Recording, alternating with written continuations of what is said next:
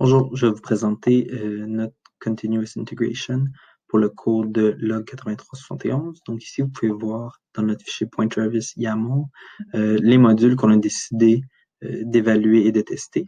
Celui qu'on a ajouté pour la démonstration, c'est le module ingest GeoIP ici. Donc, ce qu'on veut commencer par faire, c'est ajouter une ligne dans la tâche script qui va permettre le build et le scan de ce module.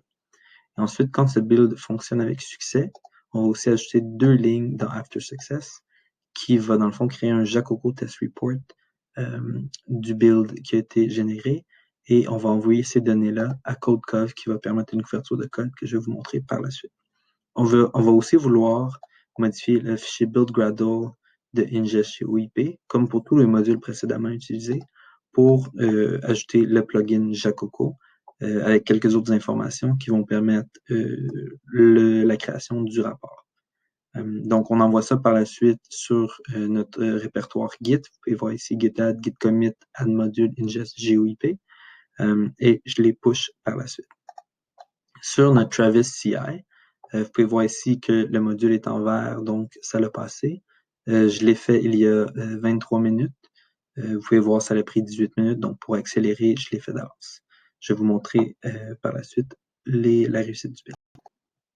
Ici, à la ligne 324, on peut voir la commande du build pour module ingest GeoIP. Et si on descend un petit peu plus bas après l'exécution, on va voir que le build est successful à la ligne 343 avec toutes les tâches qui ont été exécutées et qui sont à jour.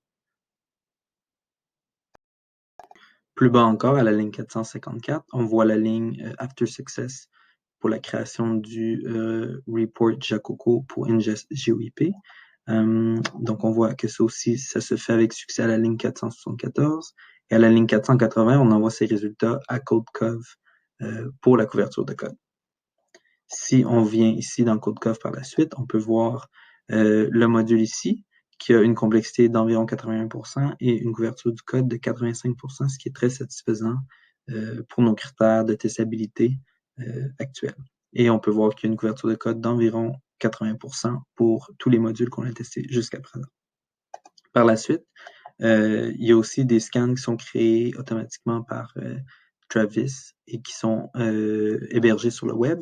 On peut voir ici, dans le fond, différentes informations par rapport à ce build, la performance, les tests, les dépendances. On va s'attarder seulement aux tests.